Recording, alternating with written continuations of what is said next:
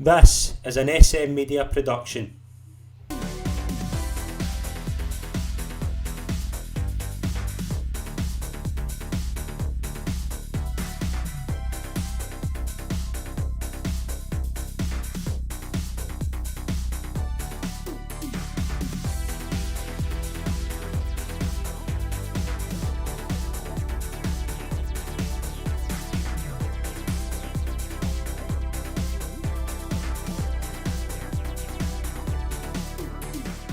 Hi folks, and welcome to the latest episode of Chronicle, the Rangers journey, right here on SM Media. I'm Scott McPike. It's an absolute pleasure to be your host as always.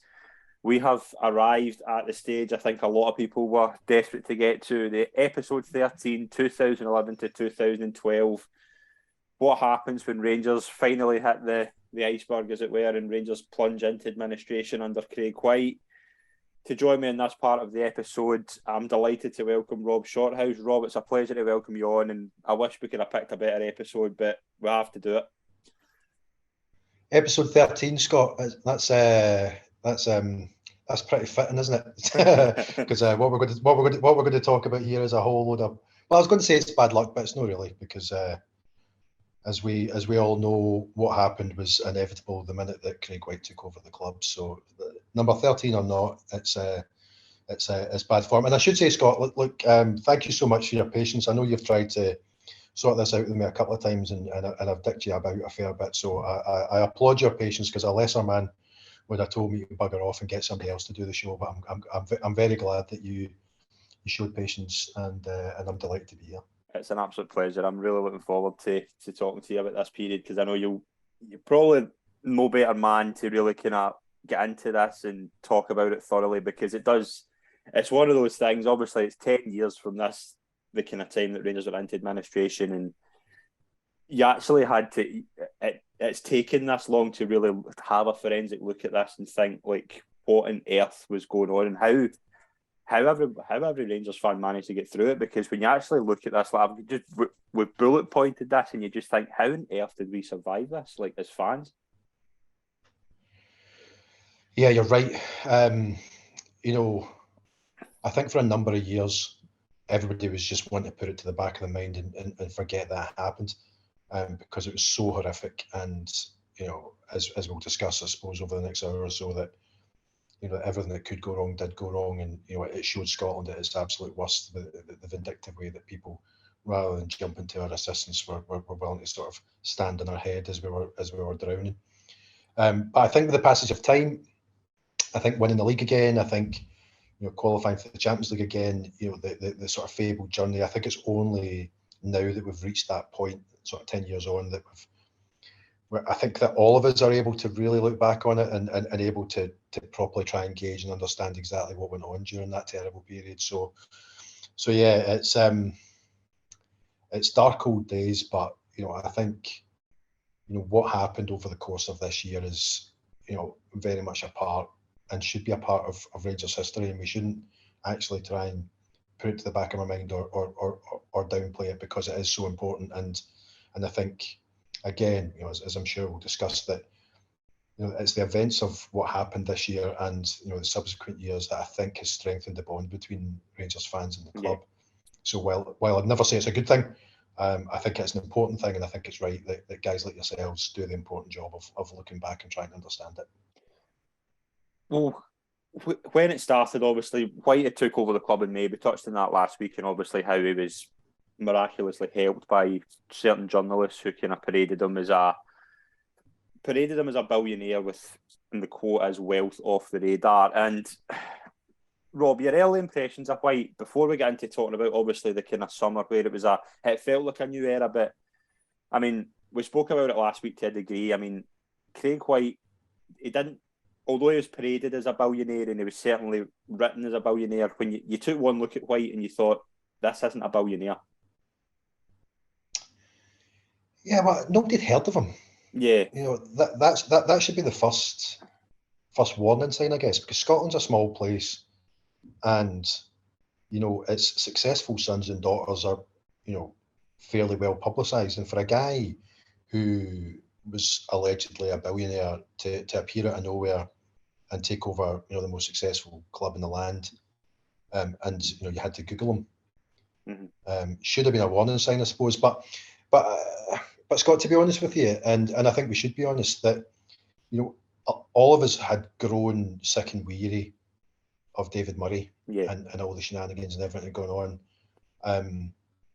So I think we have to say it. We did.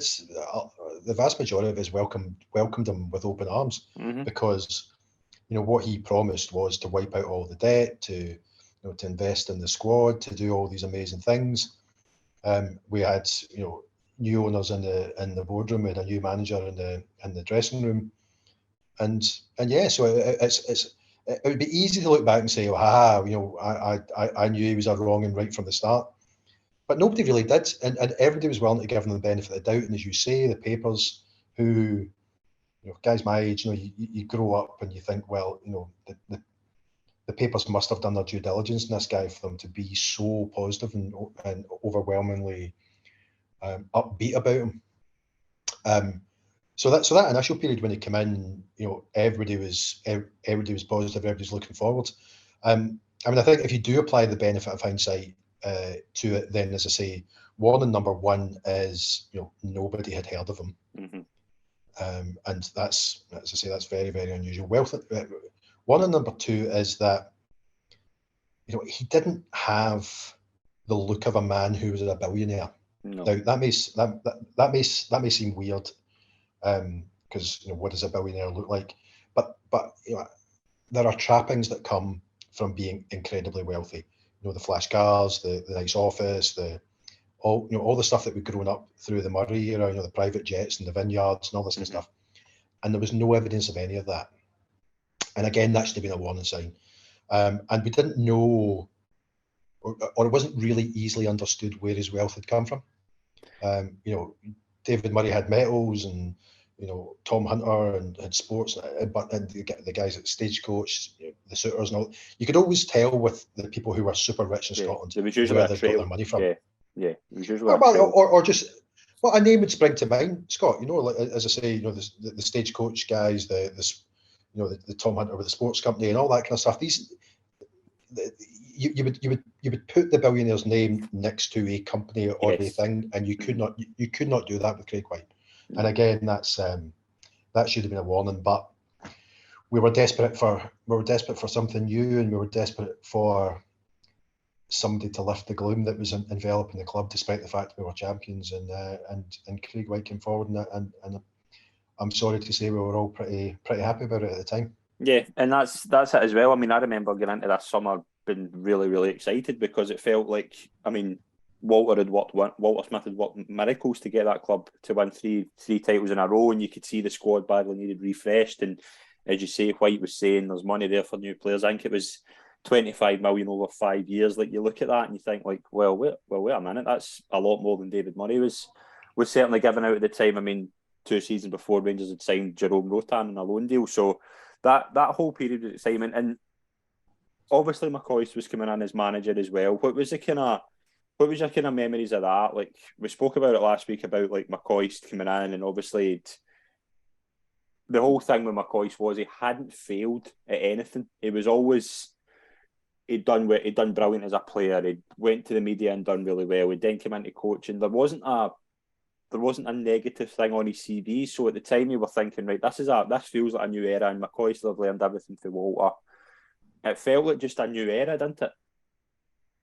It did, even although it was continuity, because it had been a promotion from within, and there had never been any doubt. Ali was taking over that job, and we'd known it for, I don't know how long. Certainly, when Walter said that was going to be his last season, there was never any talk of, right, we're now in the hunt for a new manager. It was immediately, this is Ali. Ali's going to step up and take it. So we didn't have Ali measured against anybody else. Like we're going for X manager or Y manager. It was just, we're having McCoist. And Scott, I have to be perfectly honest with you again. I'm 47-year-old. I grew up with Ali McCoist scoring goals for Rangers and doing unbelievable things for Rangers. He is my hero. Yeah, I love the guy. And even now, after everything that happened during his spell as manager, I still love the guy. So I couldn't have been more excited about Ali McCoist getting the job. One, because he was Ali McCoist, and I loved him. And when I was a boy, I had posters of him on my bedroom wall, and all the classic things. And two, exactly as you say, he had never failed at anything, and he had served his apprenticeship under Walter Smith, and what a way to learn, how to be a manager, under the guise of that guy. So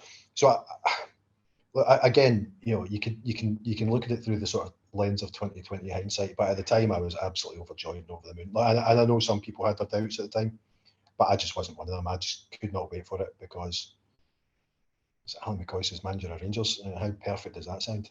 Yeah, and the summer of 2011, I think this is a bizarre summer in the sense that McCoist had his targets. I mean, we'll go through them. Kenny Miller was meant to be coming back. David Goodwillie, Craig Conway, Wesley Verhoek, Roland Juhas, Carlos Cuellar. I mean, that's a decent list of targets. I think. I think I was optimistic about near enough all of them, because they all seemed good fits in the squad. As we say, badly needed players. But did the alarm bell start ringing when some of the bids were going in? I think, for example, David Goodwillie is probably a good example. David Goodwillie was around about kind of 1.5 to 2 million. Scotland international, done really well at Dundee United, and the bids that were coming in were 300 grand, and then later on 400 grand. I mean, there's been, I know a lot of businessmen, and I know a lot of businessmen are quite tight with money, but there's tight with money, and then there's just antagonising, which this seems like. This kind of, when you look back, you were thinking, like, what is this? Why are Rangers bidding that low for a player who they desperately want? Like, and that was at the time. It wasn't like, oh, it's because there's no money there. It was because, all right, this guy maybe doesn't understand that in the transfer front, you can't do that. You can't be as tight. Was that kind of the feeling at the time, if you remember? I mean, the transfer window, you're right, it is weird. And it's almost like it's a transfer window in two parts, because we have that early part that you've talked about, Scott, where it was you were hearing these stories of us bidding for David Goodwillie, and putting a bid in, and then the next day raising it by a fiver, and then the next day raising it by another fiver. Yeah. And that's just not how it's done. No. And to begin with, you're sort of thinking, well, he just doesn't know what he's doing yet, and he's just getting to grips. And I'm sure there'd have been people thinking, well, quite right, we're Rangers and you're Dundee United, and we'll just offer you whatever we're going to offer you, and you should just bloody well take it. But it's almost as if that first part of the transfer window, when we were bidding for Goodwillie and Cuellar and all these people, that Whyte was more keen to be seen to be doing something, as opposed to actually wanting to land the players. Because there's no way that Dundee United, Dundee United would find it very hard to sell to us anyway. So they would want to put a premium. If you were going to sell David Goodwillie to Blackburn Rovers for 2 million, they would want 2.5 million from us.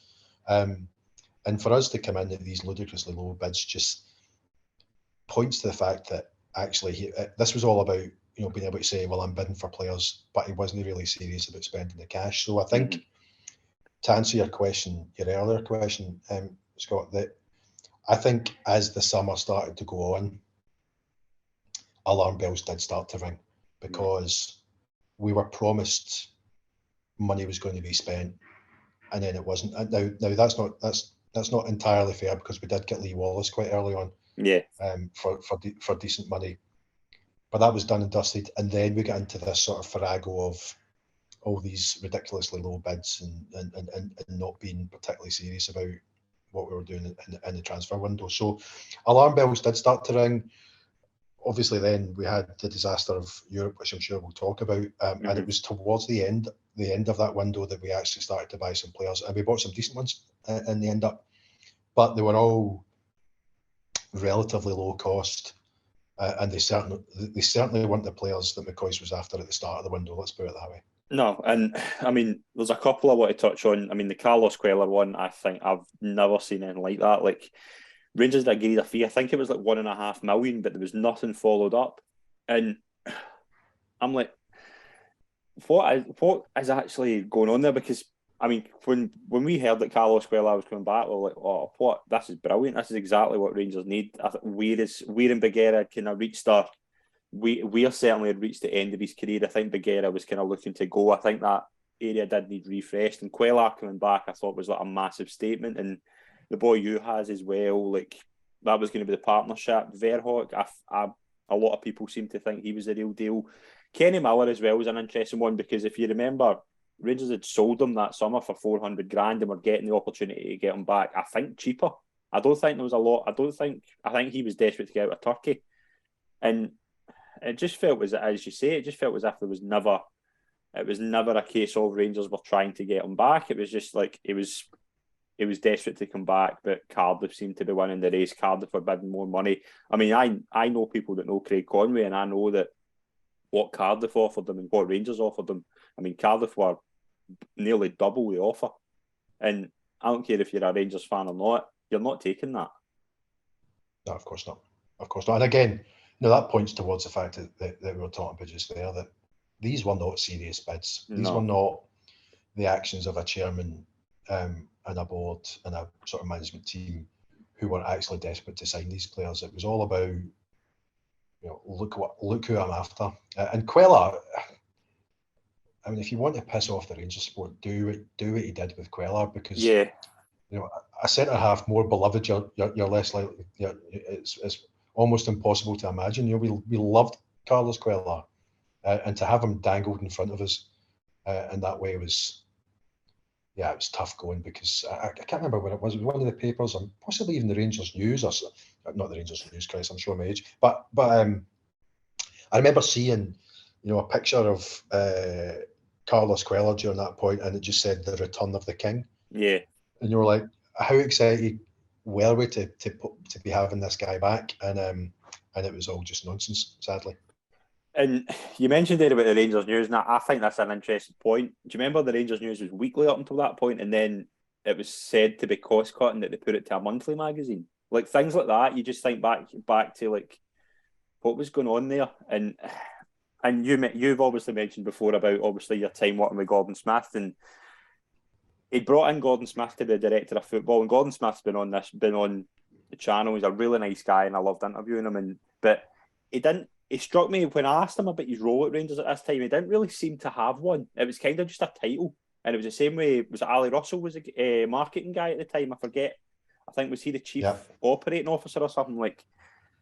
These were two appointments that you kind of question what on earth they were doing. Like Gordon Smith in particular, I remember saying about when he knew alarm bells were ringing when he got a phone call from the hotel in Germany that they hadn't been paid, and it was just you're thinking like at the time like what on earth is going on, because it just seems as if immediately he was trying to find a way to get the club into administration. Even then, and we'll touch on Europe in a second, but you obviously know Gordon Smith better than me. Was that the kind of impression you got off him as well, that there wasn't really a job there? It was just a title more than anything.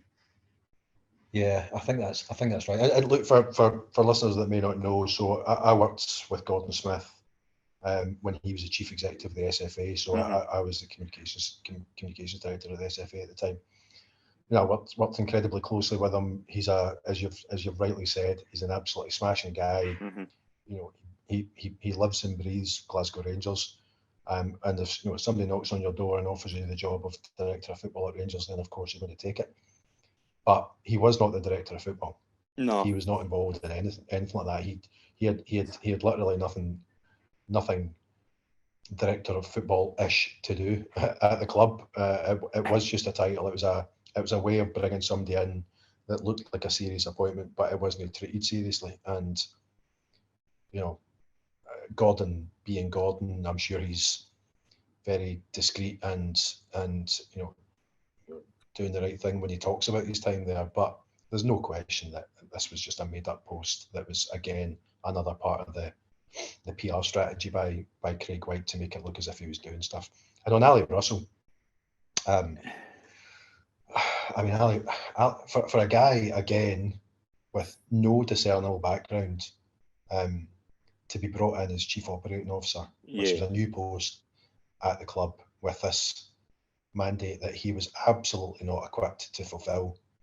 Again, was just here's another guy who, to be fair to Ali, who I met a few times, you know, he was good on telly, and I think that's why he was recruited, because he was somebody that they could roll out, and he was a good-looking big swine, and he was good on the telly, and it was just here is somebody that can do the media for us, and unfortunately that was all he was good at, because there was certainly no improvement in any of the things that he was supposed to be doing. And I kind of get that to a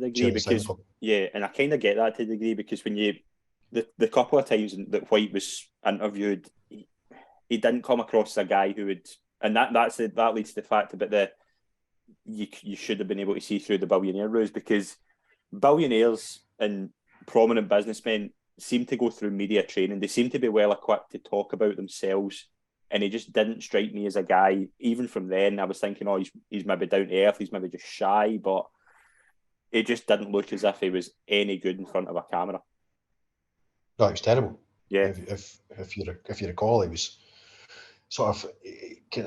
I know he's got kind of starey eyes anyway, but you know, he would be particularly, you know, it looked like every interview he was doing, he had his arse cheeks totally clenched. He was nervous. He couldn't relax. He would sort of stutter and stammer his way through things, and he was. You're right. I mean, most people, when they've reached the top of that type of field, they've had some form of coaching. Guys like me are usually employed to help them do that kind of thing. But he was just god awful, and he didn't inspire any confidence. But again, you know, we have to be sort of honest with ourselves and say, even at the time, we were so glad he wasn't David Murray that I think we cut him an awful lot of slack. Oh, absolutely, yeah. And I think it was that desperation thing. We're just desperate for something different and something fresh, because remember, the tail end of the Murray time, it was just and every day was just there's problems there. And David Murray was openly saying there was problems, but he was, as David Murray was prone to do, he wouldn't say his part in them. He would just say there was problems. But if the seeds were planted for administration, they certainly were. Come the end of August, Rob, do you see if Rangers had qualified for the Champions League? This has always been the thing with me, and I don't know about yourself, what you think about this, but if Rangers had qualified for the Champions League and got that money, do you think this would have happened at the time it happened, administration, or would that just have delayed the inevitable? Because I've always wondered, because if you look at Whyte after the Maribor game in particular, he just looks a man who knows, like, oh, this is crashing and burning before my eyes. And I've always wondered, if the European fortunes were different, would we maybe be talking about this in a different way? The honest answer is I just don't know. I mean, because nobody really, even now, 10 years on, nobody can really understand properly what his plan was. And his plan ultimately was, I think, to take the club into administration, do a pre-pack, come out, all the debt's gone, and you know, he's in charge of an asset that's, you know, worth considerably more than he's paid for it. Yeah. So I think that was always the plan, but I think that the European calamity took it to a place that even he wasn't expecting. So yes, it accelerated it, but I also think it intensified it, because I don't know if he ever thought that liquidation was something that's going to happen. I think it was a quick into administration, back out again, and he's home free because he's got something that's debt free, and he's now the owner of it. And some of the actions that he did, you know, all that kind of short term stuff, you know, the ticketed deal, all these different things, all point towards let me get in there, you know, let me do this quick administration, back out again, and off we pop. And I think all of that was dependent on some sort of European income. Yeah. So I don't think it was just a question of timing alone. I think that what happens on the field against Malmo and then against Maribor actually leads us not to administration, but to the eventual, absolute calamity that befell us over the course of summer 2012. So yeah, I mean, there's nothing good to say about anything that's to do with his plan for the club, but the European results, they just couldn't have been any more disastrous, both from a football and from a financial point of view. Yeah, I mean, footballing wise, they were disastrous, and at the time they felt like a disaster. But League Cup exit aside, obviously as well, the league start couldn't have been any better. Obviously, the first game against Hearts was a bit weird because I thought Hearts were magnificent actually, and Rangers were lucky to get a point. But after that, this run, by early October, Rangers were 10 points clear of Celtic and 15 points clear by November, and it just seemed to be going so well in the league. And I remember somebody saying at the time, was like, Rangers could go into administration and still be top of the league, and that's what you were thinking at the time. You weren't thinking about, Rangers going into administration would be this financial disaster. You actually thought Rangers could be in administration and still win the league because they were that far clear. What do you remember at that start of the season? Because it just seemed like every week Rangers were just winning, and that was all that mattered at the time. You're 100% correct, and it was in such sharp contrast to those European games, because we were I mean, just to touch on them for a minute, they were dreadful performances. Yes. We got when Malmo came to Ibrox, it was obvious that they were sort of the ones who were 17 games into the season, because they just outplayed us. They were just so much better than us, and on a glorious sunny night, actually I think it was my birthday as well, they just absolutely did us. And then the away game, I mean, where do you even start with the away game of the total disaster of Whittaker's sending off and Beguera's sending off, and it's just an absolute calamity. So that, and then into the Maribor game where we were terrible as well. It's just, all of it was sort of horrific in Europe. But then, as you say, our league form was terrific. We were streets ahead of Celtic. We were absolutely scorching ahead of them, and it all sort of turns on that weekend where Celtic were, I think, 3-0 down at half time at Kilmarnock, and came back to go 3 each, and then we conceded a 95th minute equaliser against St Mirren at Ibrox and all kind of turned on that results wise. But we were so good. We were absolutely cruising through all the games, and you were looking across the city and you were thinking, they are absolutely hopeless. So there's nothing to be concerned about on the football point of view. No, absolutely not. And one player who was standing out like a sore thumb that season was Steven Naismith, and he was just, I mean, every week he was scoring goals. It looked as if he'd stepped up as well, when he looked as if this was his proper kind of coming out period for Rangers. But obviously suffers that really bad injury. I think it was at Rugby Park, and Rangers going to lose that game, and you just think that seemed to be, that Kilmarnock game sticks out to me. It just seemed to be the beginning of this bad run that Rangers went on. Before you know it, Celtic had went in this magnificent run. That Naismith injury was a really sore one, wasn't it? He'd been playing so well, hadn't he? Yeah, he'd just been. I think he scored 9 goals before the injury. Mm-hmm. And him and Jelavic were on fire, and the partnership was magnificent, and it really was. I think the best that we'd ever seen of Steven Naismith at the start of that season. He was just so good.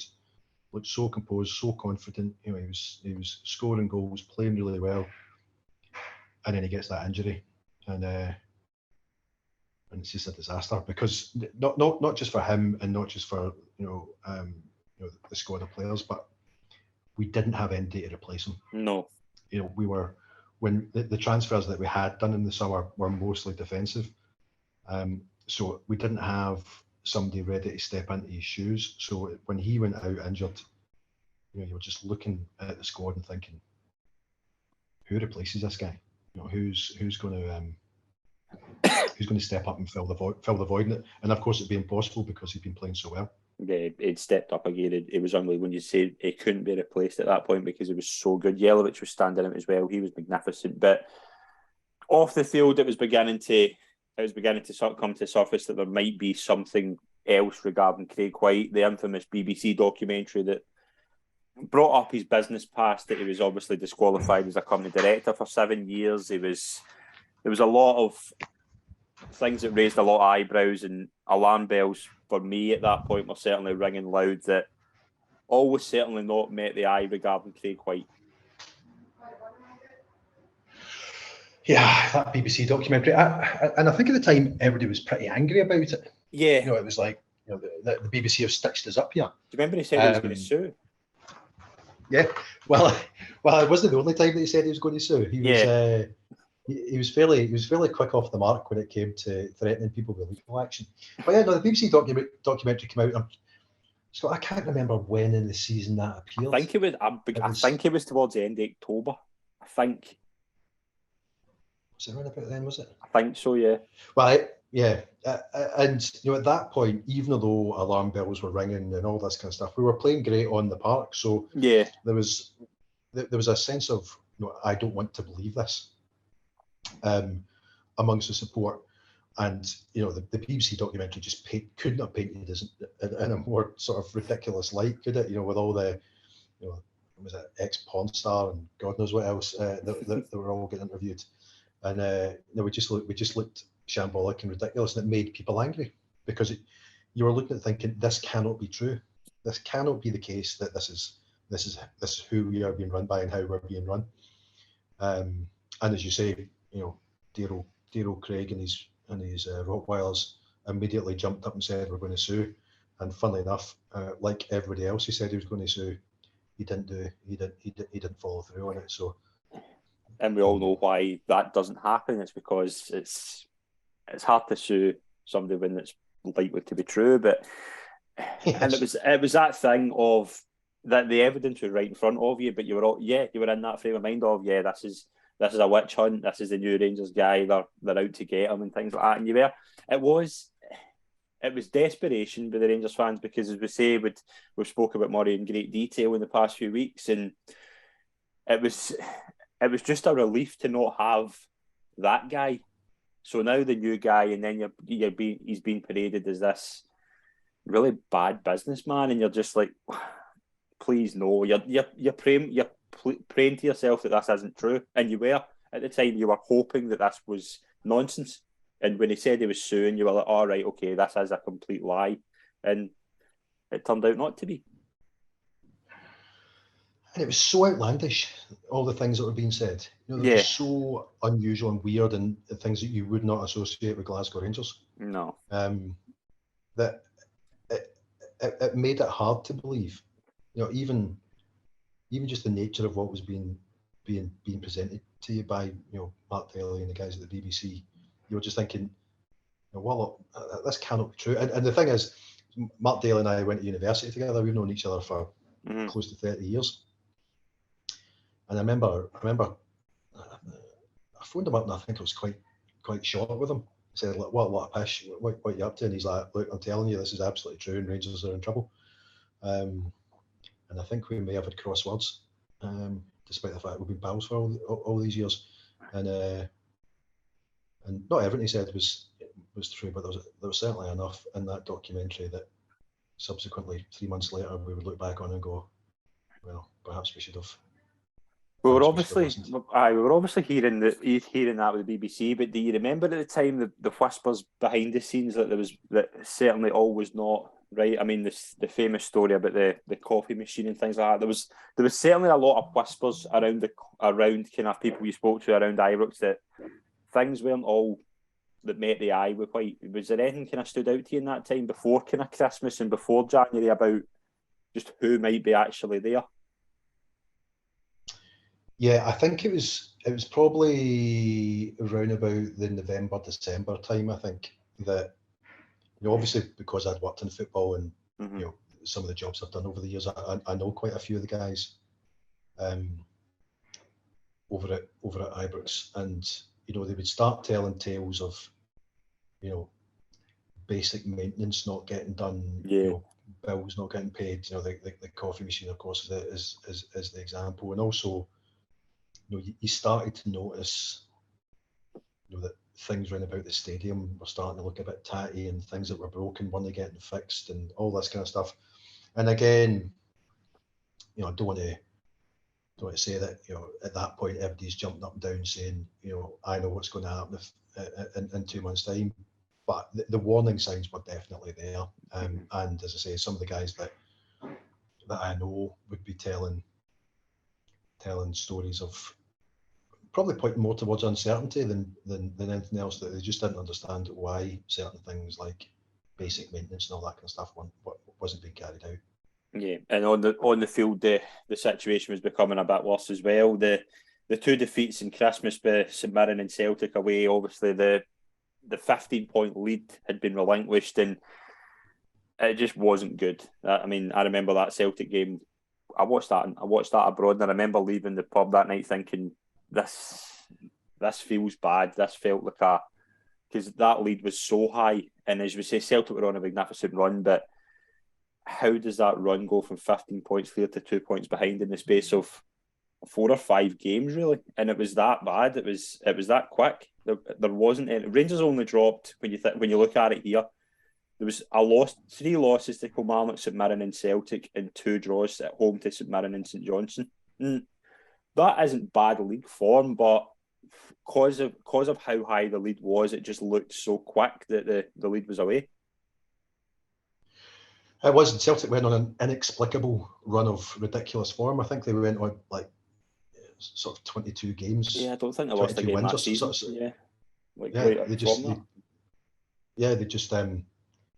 They just won every game, and meanwhile we were dropping points left, right, and centre. Mm-hmm. And as you say, even when you look at towards the end of the season, our league form's not that bad.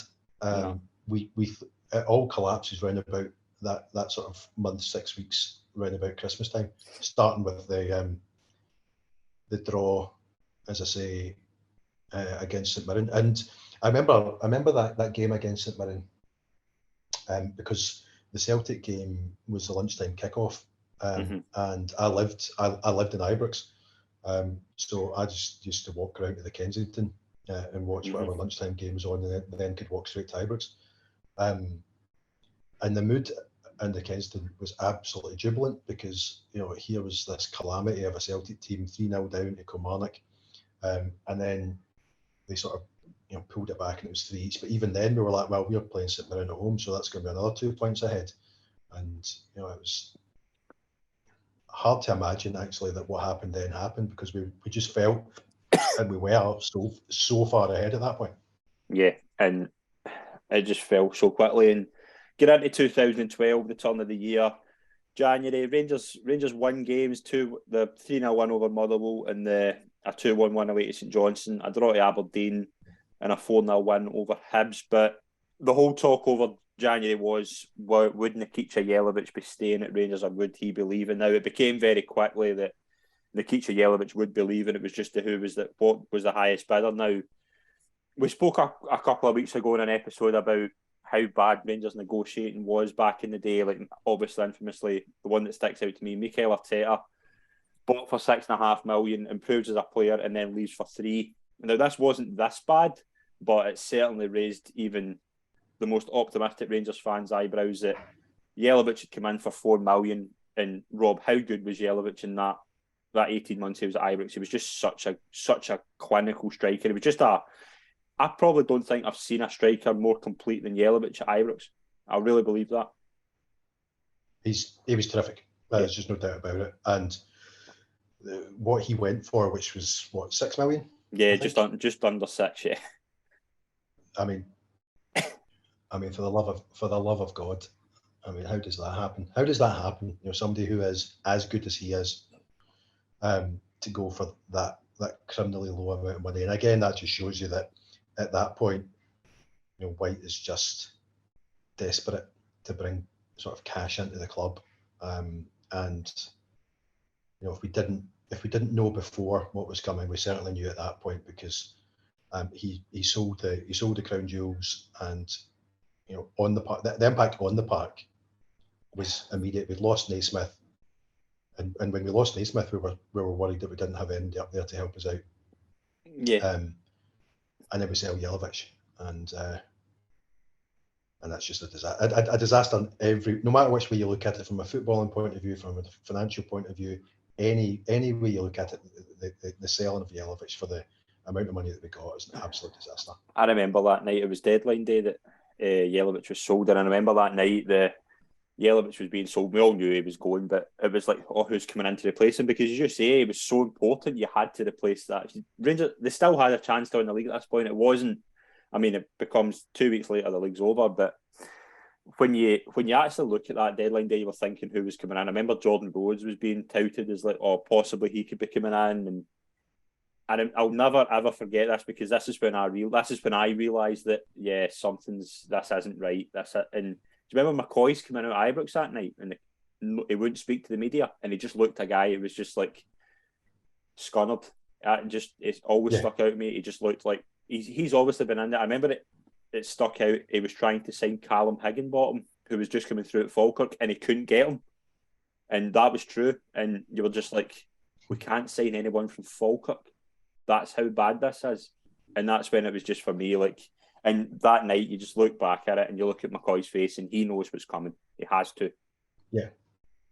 Yeah, I think he would have known what was coming for a while, to be honest. But, I mean, the selling of Jelavic was just a disaster. And look, there's plenty of disasters going to befall us. And we find out about the selling of the Arsenal shares and all that kind of stuff. Mm-hmm. There's lots of things that went wrong, but the selling of Jelavic was an absolute sort of punch to the gut. It was a punch in the gut, and the administration was becoming more and more inevitable when you actually look at it. I mean, HMRC had visited regarding that Whyte had went in, and apparently, it's here. He hadn't paid PAYE or VAT since he'd walked in, and it was becoming a stage. I think it was £9 million. I think the debt was as well. And obviously, we'll touch on the tax case in a few minutes, but the kind of big tax case. But it went in and stopped paying PAYE and VAT. It almost seems to be, and you might disagree, but that seems to be on purpose. That seems to be building up a bill for the inevitable to happen. Is that fair to say? It just doesn't make any sense, Scott. This is the thing, right? So you could say, you could try and strip away everything and figure out what this man's plan was. Mm-hmm. And I don't think he was particularly clever, but he had an idea in his head, and he went for it, right? So he's sort of courageous in that sense. But if you speak to anybody that runs a business, I don't know what line of work you're in, I don't know whether you own your own business or whatever, but from the smallest of business to the large, the one thing you do not want to do is piss off the taxman. No, you certainly don't. Now we had the big tax case looming over us and had been there for years, so we were on HMRC's radar anyway. Yeah. So they were looking at us, and then for you to do the most basic criminal thing of not paying your PAYE and VAT and everything else, the thing that's immediately going to get the taxman jumping all over you, just doesn't make any sense. So there may have been a strategy, there may have been a plan, but making an enemy of HMRC when they will be involved in the administration process and all that kind of stuff, it just was completely crackers. And for the life of me, I cannot think what he was doing. See, what I don't get about it as well, when the tax case was meant to, I think the verdict was meant to be in something like October, November, and it kept being put back.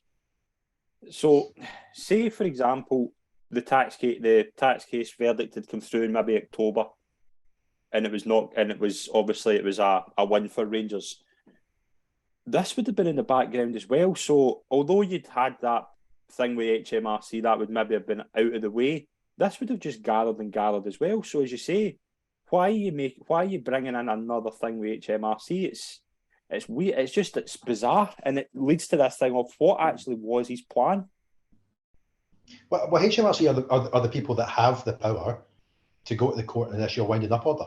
Yeah, exactly. If they go to the court and say, this guy's been here for 6 months, and in the 6 months he's been there, he's run up a debt to the public purse of £9 million. We would like our money, thanks very much. And if not, we want the business wound up. None of it makes any sense. No. As I say, wiser men than me, and if you'll forgive me, you, I've sort of looked at this to try and figure out what the hell he was up to. It doesn't submit accounts as well, yeah.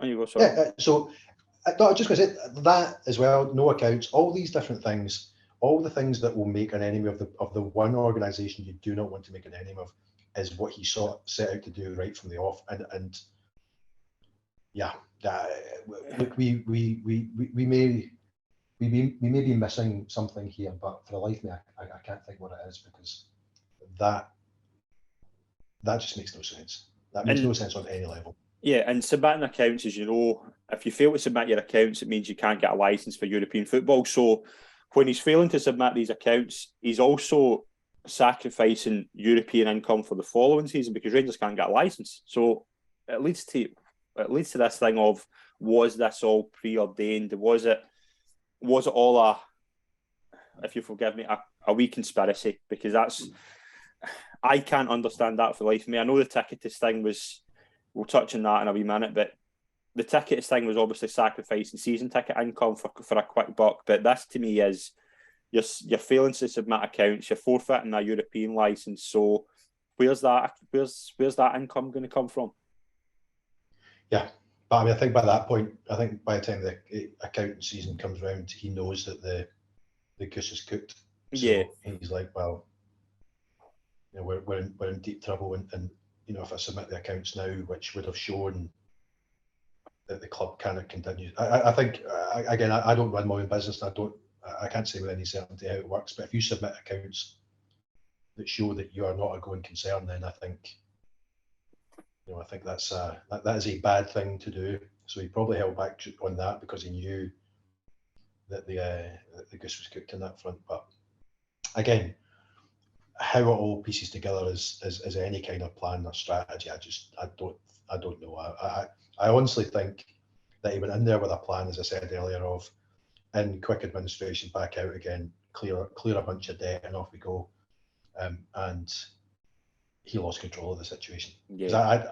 I don't agree. I've never been one to believe in grand conspiracies.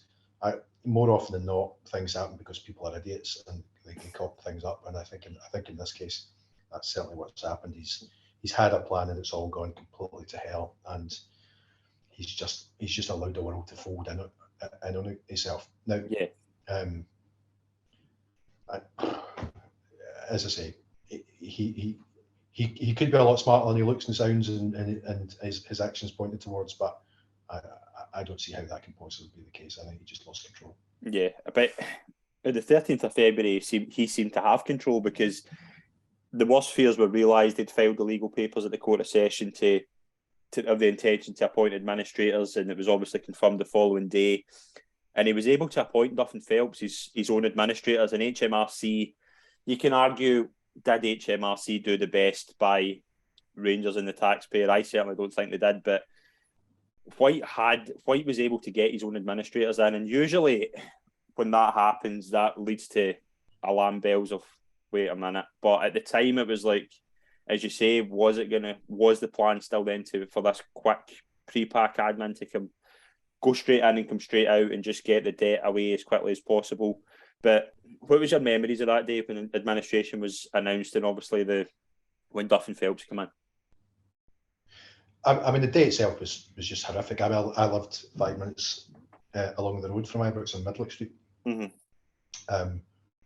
And over the course of that afternoon, I was working for the police at the time, and you know, all the rumours started to circulate.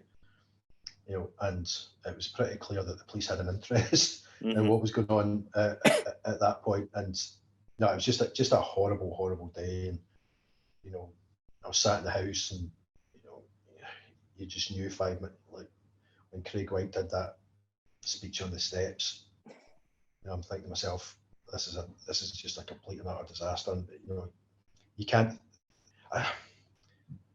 I think I even tried to delude myself. I remember speaking to my wife that night, and saying, well, maybe it's for the best, maybe go into administration, sort things out, and we'll come back again. But she wasn't believing me, and I wasn't believing myself when I was saying it, because it just felt like such a disaster. And the next day having to go to your work, and it was just completely horrible. And on the point about Duff and Phelps, this is where I'm going to contradict myself, because I say I don't agree with sort of grand conspiracies and all that kind of stuff. I do think the whole kind of Craig Whyte, Charles Green, Duff and Phelps thing, and I know it's been investigated, and therefore I can't possibly speculate about what's going on, but I do think there was something there, and that's why he was so keen to get Duff and Phelps in as administrators. And perhaps if it hadn't been those guys, then things might have turned out differently. One thing that if you look at anybody that goes into administration, the first thing that the administrators want to come in and do is firstly cut costs. Yes. And secondly, raise money by selling assets. And the administrators certainly looked to cut costs, and there was all this, the stuff with the team taking wage cuts and all this various stuff, but they never seriously, I don't think, looked to raise money, because we obviously we want to have a fabulous training ground, but we don't actually need it. The team could have, if the worst came to the worst, could have trained at Ibrox and all this kind of stuff. And there was never any talk about selling the training centre. No. Which would have raised millions and millions and millions, and it was never done.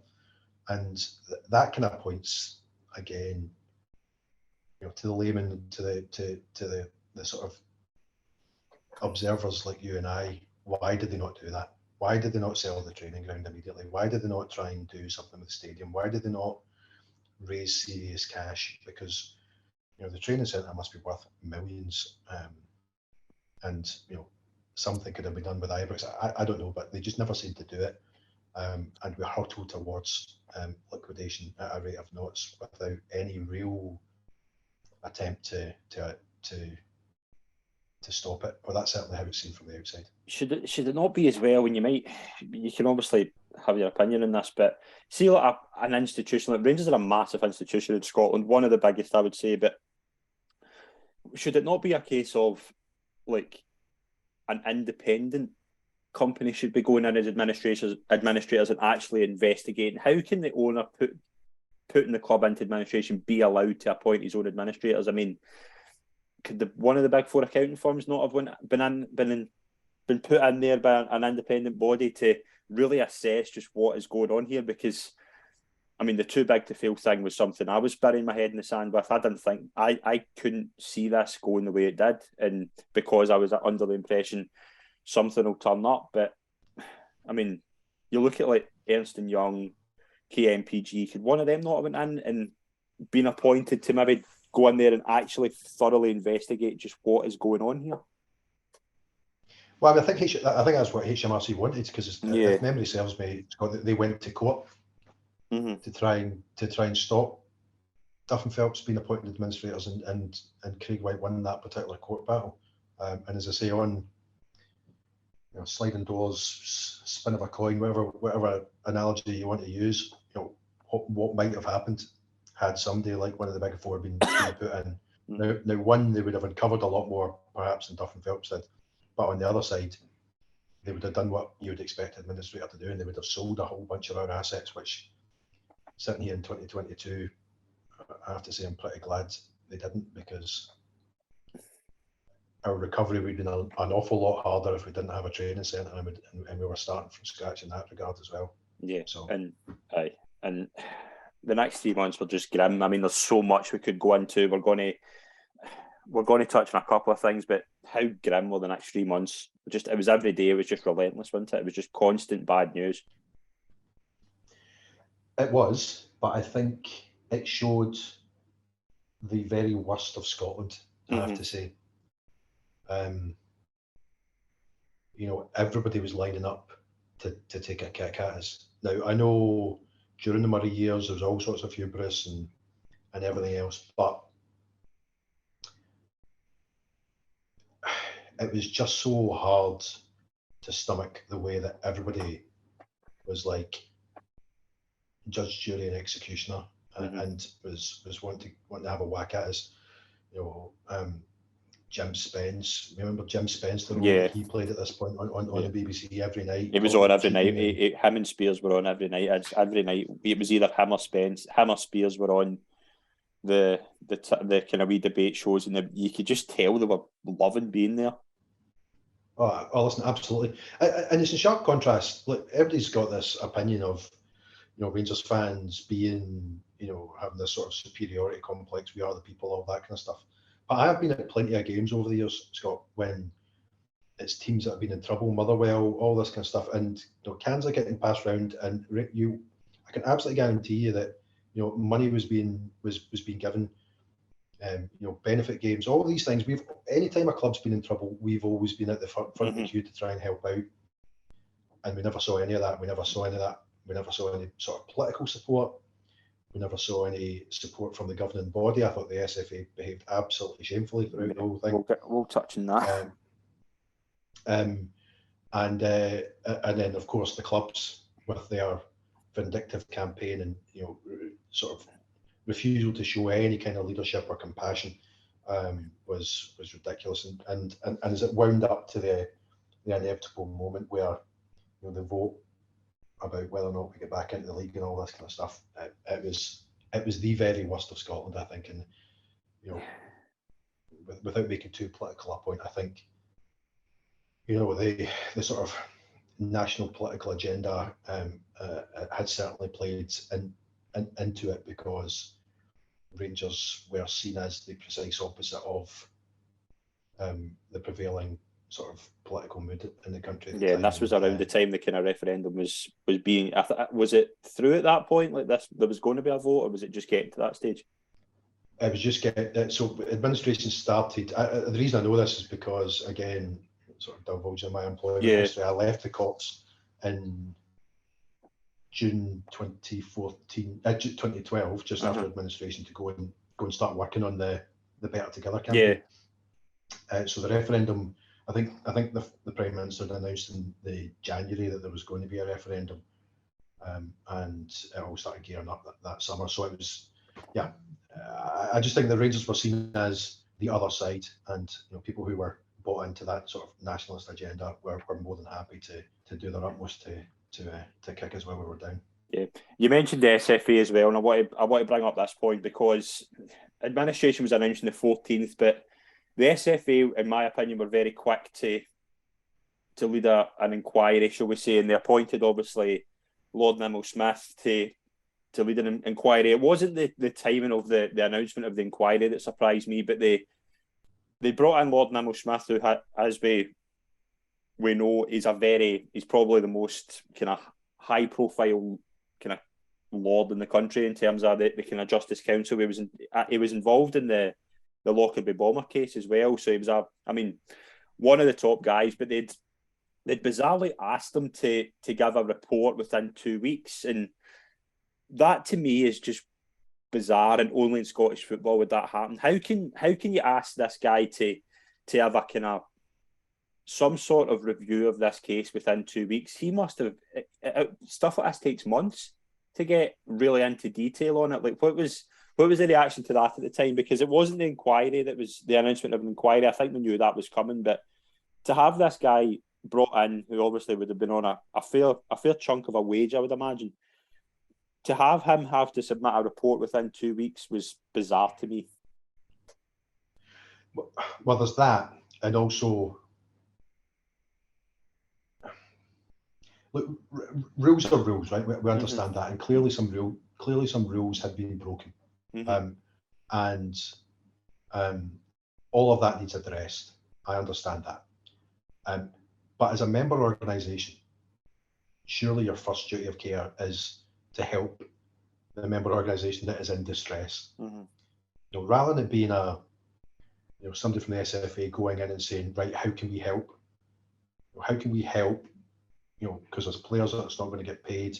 We're the biggest football club in the country. All this kind of stuff. There was no sense of, like, we're the SFA. This is one of our members, one of our most important members. They're in deep, deep trouble. Staring down the barrel of the gun. What can we do to help now? at some point there will need to be a reckoning for this. As far as we're concerned, all of this will need to get looked at. But in the first instance, what can we do to help steady the ship? There was none of that. It was just right, let's get to the bottom of who's done what, and then let's start dishing out the punishment. And I just think it was something must be done. And to be fair, look, to Stuart Regan and all those guys, they're sitting in their office in the 6th floor at Hampden, and they're watching the same TV that we are, and they're reading the same newspapers as we are, night after night. There's people calling us cheats and God knows what else. So they're under extraordinary pressure to be seen to be doing something. But leadership sometimes is standing into the wind and still having the courage to sort of walk on to do the right thing. And there was never any of that. And I just think it was so disappointing because here is even from a basic level, one of your members is in deep trouble and lots of people are going to lose their jobs. What can we do to help? Yeah. And there was never any of that.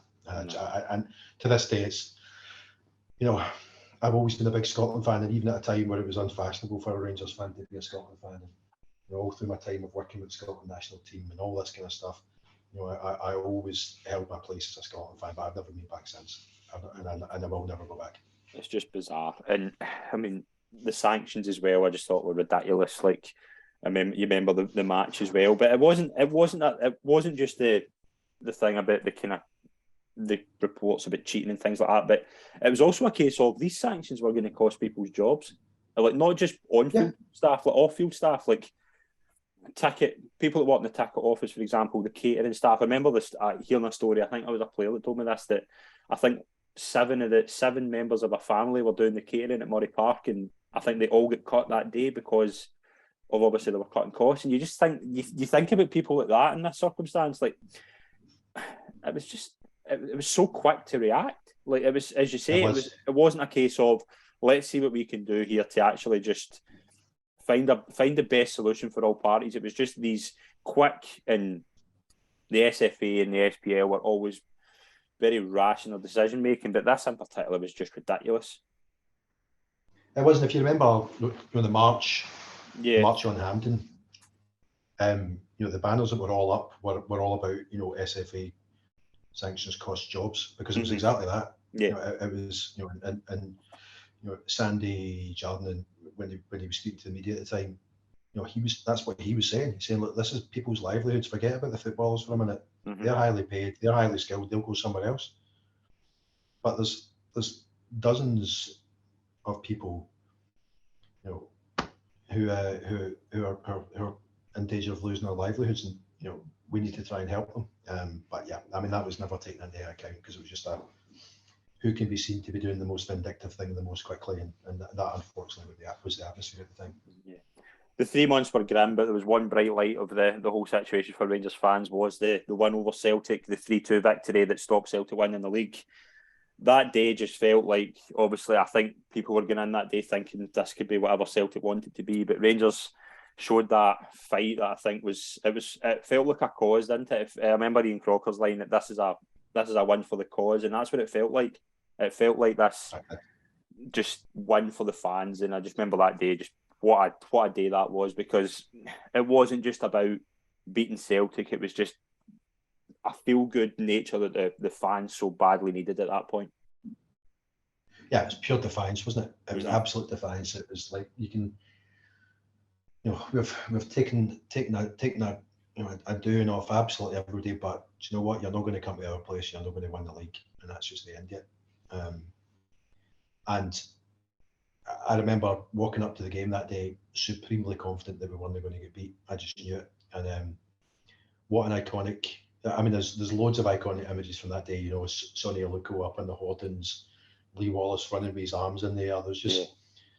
It was a brilliant Penny Arcade. Remember the Penny Arcade before the game, and it was absolutely terrific. It was a brilliant day, much needed, and it didn't change anything other than the fact it stopped the worst of all, because them coming to our place and when we were at our absolute lowest ebb and giving us a stuffing and winning the league on our turf would have been pretty hard to come back from, I think. Yeah, I think so. I think as well. But there is talk of new buyers. There is talk of people coming in to be the saviour, like the Blue Knights. Brian Kennedy was also, they kind of joined their bid at some point as well. But it did feel as if there was people coming to try and save the club. It did feel. Do you remember that? Like it did feel that there was interest from guys. Blue Knights in particular, I think, were desperate to try and get in there and really kind of bring the club back to good health. But they were kind of. Do you think they ever had a chance of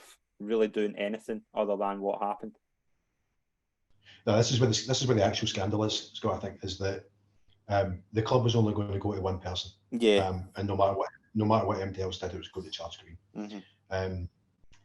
Because, you know, again, you know, the Blue Knights and Bill Ing, and there was all these different guys, and you know, people were being, you know, given access to the books and everything else, and then out of absolutely nowhere, Charles Green's announced his preferred bidder, and he sat in the stand the next day, watching the game with a club tie on. Yeah, the Bill Miller one's a weird one because he was named preferred bidder, and he was adamant from the start, like, we're doing this the Newco way, and at the time that was unpopular with the support, and it was, but Bill Miller, obviously, I don't understand what happened there, because he must have went in there with the Newco idea and was told otherwise, because he had one look at the books and went, yeah, I'm out of here, I'm not getting involved in that.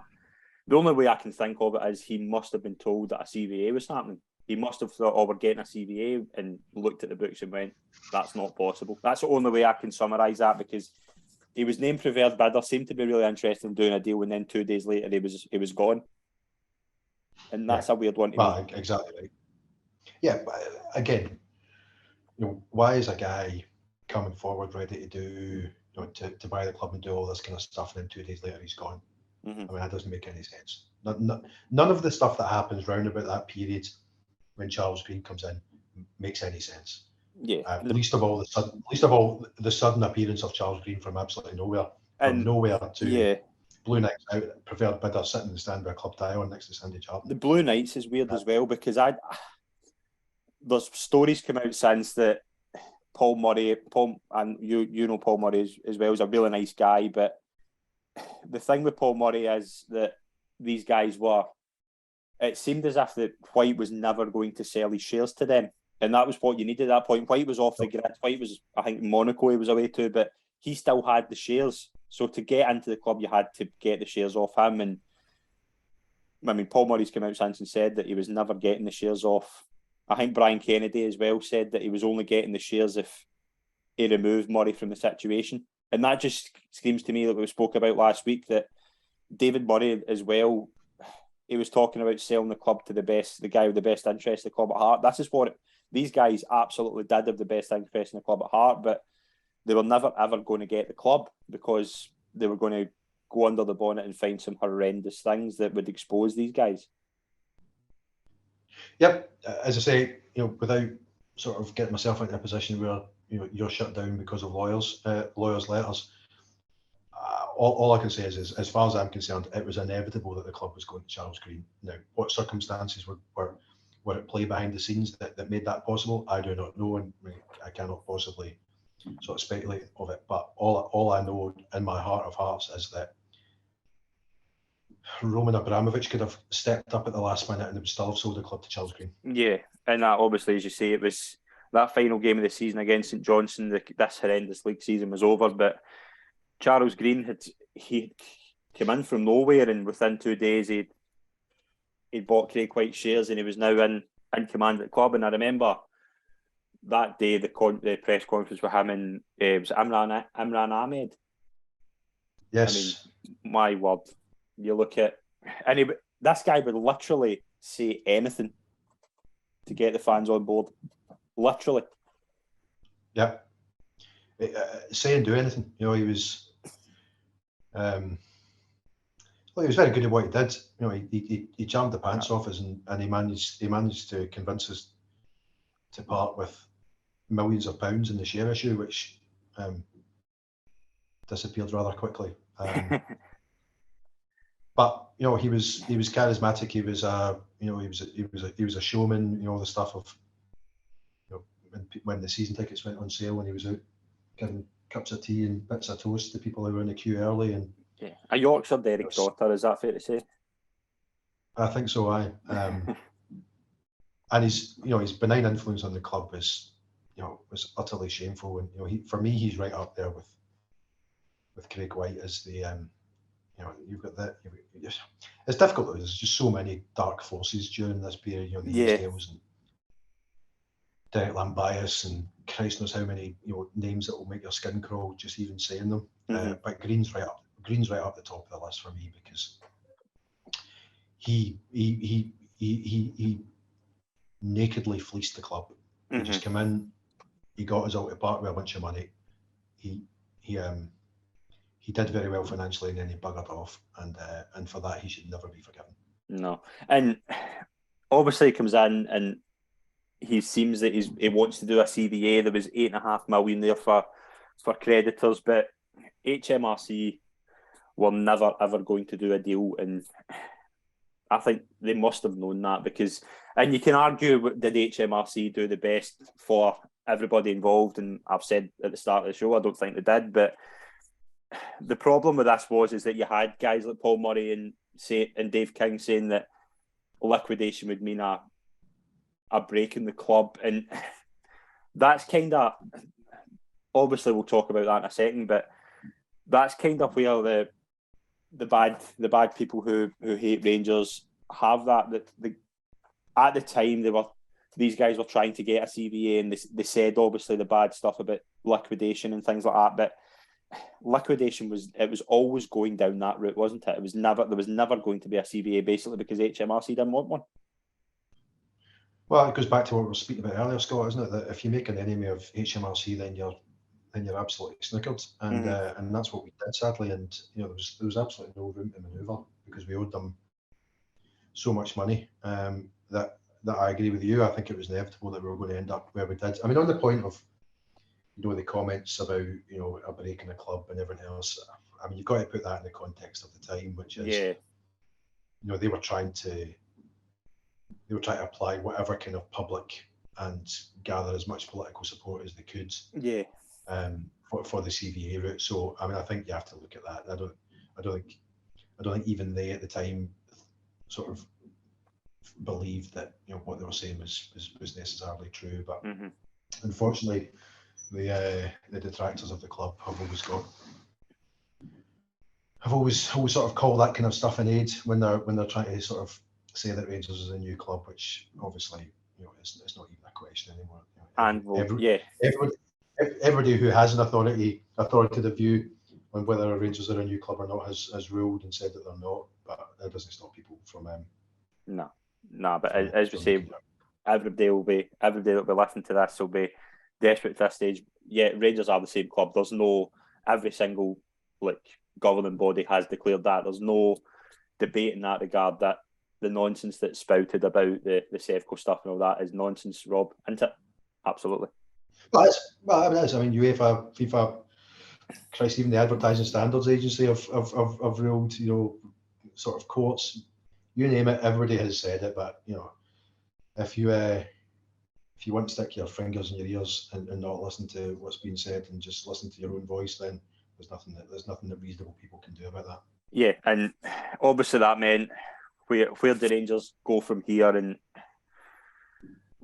three things I want to touch on before we kind of wrap up the show and things like that. The first thing was, where were Rangers going to play?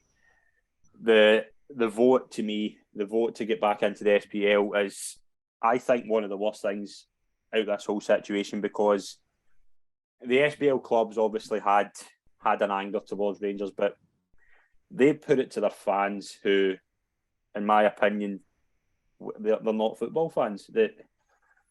To come out and say that you're going to boycott your own club because you hate this other club who are big bad Rangers, you hate them, you won't buy season tickets for your own club. To me, you're not a football fan. To me, you don't deserve a season ticket. Give a season ticket to somebody who actually goes to a game and cares about their club. Because if your hatred for Rangers oversees your love of your own club, then to me you're the worst of the worst, in my opinion, in terms of a football fan. Couldn't agree more. It was inexplicable what was going on. No, and again, we talked about the lack of leadership at the SFA, and the sort of spineless nature of the boards of the various SPL clubs was utterly ridiculous, because they were taking a decision that they knew would bring financial harm to them, but they did it anyway. Mm-hmm. And all this pish about sort of we'll ask the fans to decide. It was decided in the boardroom, and they used the fans as cover. Yeah, absolutely. It's just a nonsense, and I said before that we saw the worst of Scotland during this period, and we certainly saw it during that sort of 2 weeks leading up to the vote, where you had club after club coming out and saying, for sporting integrity and all this nonsense, we can't support it. It was just nonsense, and I end up at that point when all that stuff was going on, and I know a lot of fans were the same. I'd resolved at that point that we should go right down to the bottom and start again. I think every Rangers fan was of that mindset of, right, this needs to be. It wasn't Rangers that were advocating to be given freeway up the leagues. It was Stuart Regan and Neil Doncaster. They were the ones. Was it Armageddon? That was the word at the time. That was what they were spouting. That this is Armageddon. Rangers need to be up the league. Now, if you're looking at it from an SFL point of view, these clubs wanted Rangers at the fourth and the third division for the revenue they would bring in. There wasn't any other way. That it wouldn't have been fair if Rangers had been parachuted to the first division. It had to be the third division, and I don't remember a Rangers fan at the time saying Rangers have to be shot up the leagues. I don't remember that. So it was those two guys that were beating that drum that Rangers had to be put on the. I remember SPL2 as well. Just this nonsense that these guys were spouting to try and get Rangers up the league because they knew the disaster this would be. Yeah, I'm the same as you. I didn't know a single one of my fellow Rangers fans that was. It was either we're back in the SPL or we're going down, and we'll work our way back up. Thanks very much. And as the weeks went on, more and more people were, I think, in the latter camp, which is, well, hell, Menji, we'll go down. Yeah, and now, it was around. It didn't league for many enjoyable years to come. By the way, no, it was a grim time. It was a grim time, and we'll touch upon it in the next week or so. But the whole thing of the players as well, and this was where Green was kind of found out, in my opinion, because he was trying to make it clear that these players had to Chupi over. Now, I don't know if anyone listening has been part of a Chupi agreement. Chupi, I've been part of it. It's basically when you work for one company and your contract is basically transferred to another company, a transfer of undertakings, Rob, I believe it's called. And the players, a lot of the players were adamant that they didn't have to. This wasn't legal. The players had the option to not Chupi across, and some of them didn't. The likes of Lee Wallace and Lee McCulloch, for me, will always be legends at the club because they decided to. But some people handled the Chupi situation well. The likes of McCulloch, Wallace. I mean, Stephen Davis, for example, he Chupied over. Then I think he was sold to Southampton for like a development fee or something like that. It was some bizarre thing. Yeah. But there were guys that didn't handle it great. Is that fair to say? Talking about our two friends, Mr. Whittaker and Mr. Naismith here, aren't we? Yes. And it's a tough one that's a tough one for me because I'm a huge Stephen Whittaker. I'm not going to mention him here because he wasn't a Rangers fan, and I think we've seen later on in later years. I mean, to me, if you're a Rangers player, you should never be allowing your son to wear a Celtic top going into Celtic Park. That's maybe being disrespectful, but that to me, you shouldn't be doing that. But Stephen Naismith's a tough one because I think he was hurting in a way, but I think he was so badly advised that he said things that I think some Rangers fans, to me, I've kind of let it go in my regard because I think he was badly advised by people who I think were enjoying the situation. Is that fair to say, Rob? But Naismith, to me,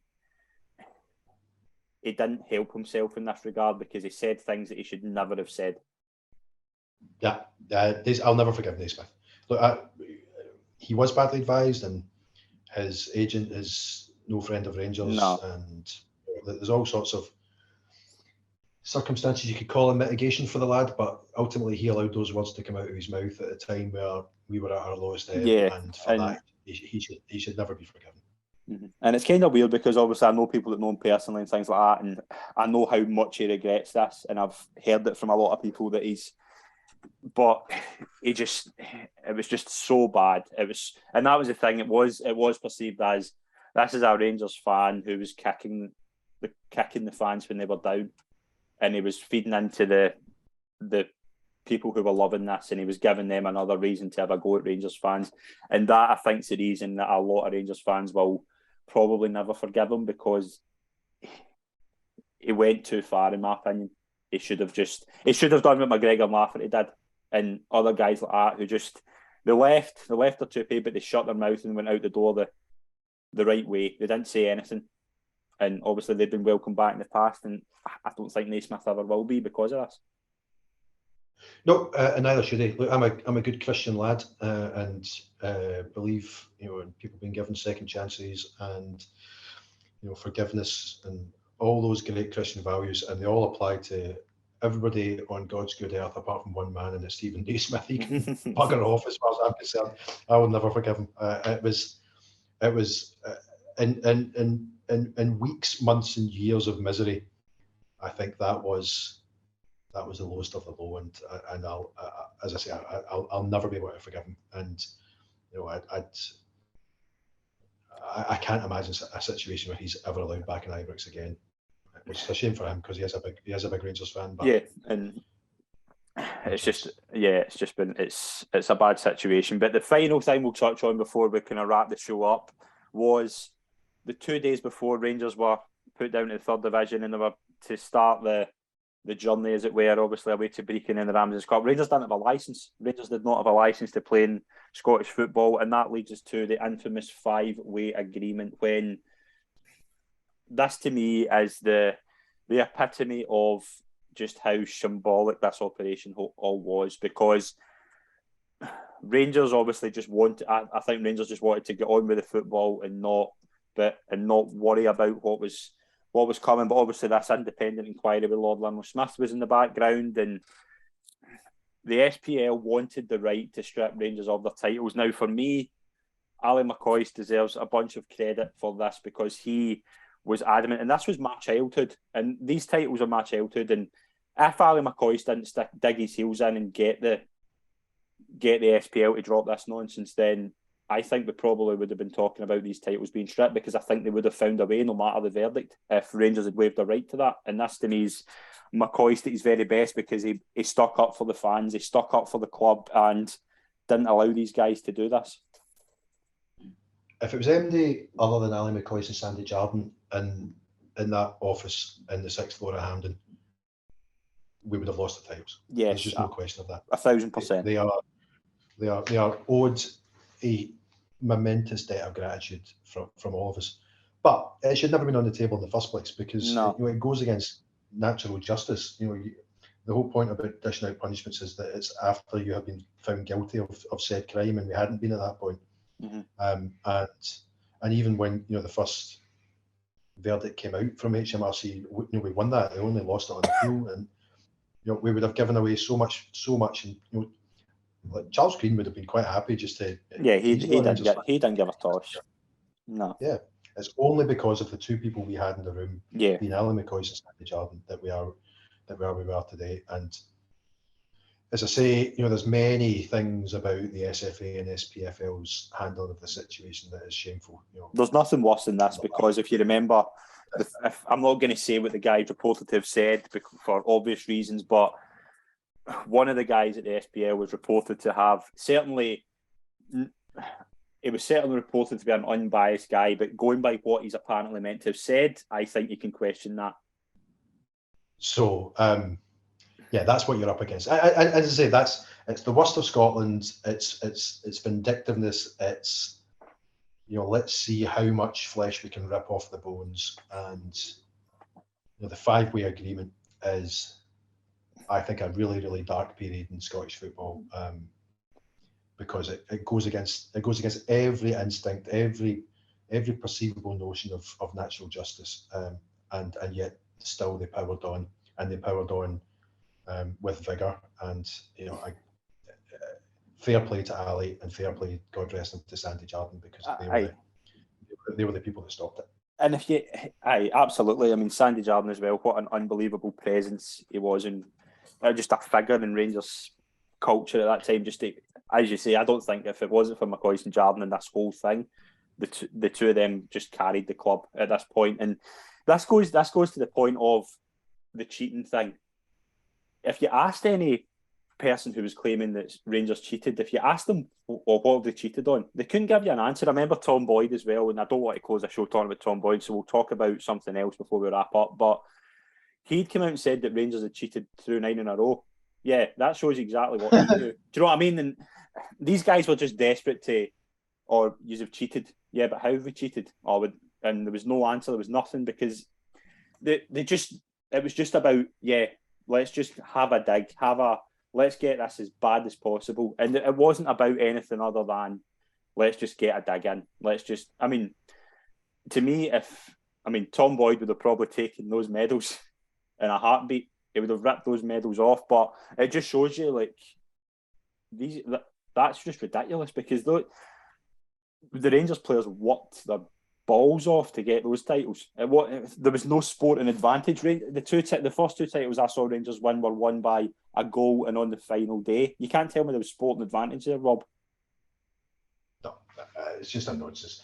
And thankfully, common sense prevailed. And when Lord Nimmo Smith actually published his full report, he recognised that. And much to the annoyance of everybody who was waiting for his report to be the rubber stamp on what they already thought.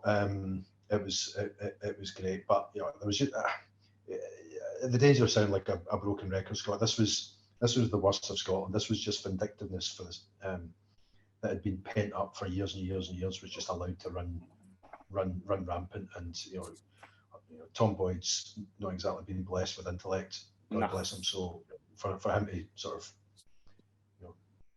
try and get some sort of medals that weren't actually up for dispute is just sort of an example of how thick he is. So,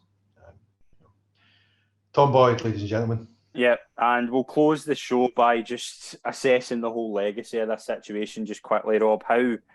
How much did this impact everybody? Because it was, as we say, we've spent about an hour and a half talking about it, and there's a lot we probably missed, but there was so much going on, and just every day you had a sore head. And assessing it again, what was the overall legacy of this situation?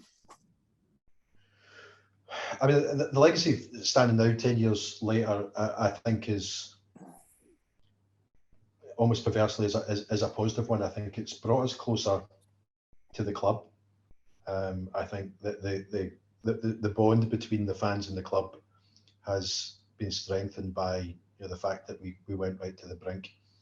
And the second sort of positive sort of legacy point, I think, is that we'll never allow ourselves to take a blind eye to a situation like that again. I think we'll forever be sceptical, and that's why we see now the board of Rangers who, you'd have to be a fool to suggest that they're not Rangers men and don't have the best interests of the club at heart, but yet still they get criticised, deeply and fiercely by the Rangers fans, because we will hold the custodians of the club to an incredibly high standard from now on because of the period that we went through between 2011 and 2015. So I think for the future, it's made us stronger. It was one of the worst periods of my life, because I have family, friends, and Rangers, and that's it. And Rangers was nearly taken from me, and it was just horrific. And I'm sure every Rangers fan who lived through that period would say the exact same thing. Yeah, I totally agree. I couldn't have put it better myself. On the next part of the Rangers journey, we're going to split it into 2 parts. We're going to do the next 3 years there's relentless news in the next 3 years on the park and off the park as Rangers go down to the lower leagues. On Tuesday's episode, we will take a look at the on-field action when Rangers went through the leagues in the first 3 seasons. And on Friday, we're going to have a special episode where we're going to review all the bad antics that happened off the park. To my guest this week, Rob, thank you very much for joining me. It's been an absolute pleasure to talk to you. I really appreciate it. Thank you, my friend. It was despite the subject matter, it was an enjoyable hour and a half. So thanks very much for inviting me. Brilliant. It's been an absolute pleasure. Thank you very much to everyone that's tuned in, and please follow us for the next part of the Rangers journey.